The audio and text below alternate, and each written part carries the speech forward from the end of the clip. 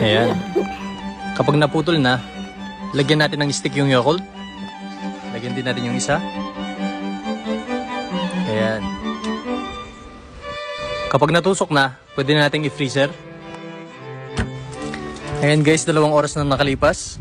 So pwede natin kunin. Ayan, sobrang tigas na. Ang sarap ata na ito, grabe. Okay, buksan na natin. Gagamit tayo ng kutsilyo.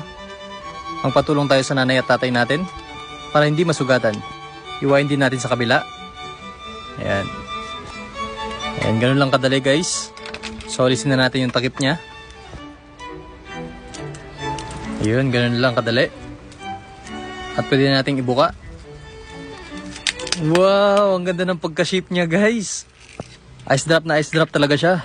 At syempre, titikman ko na. Ang sarap. Bye guys, bumisita sa aking YouTube channel.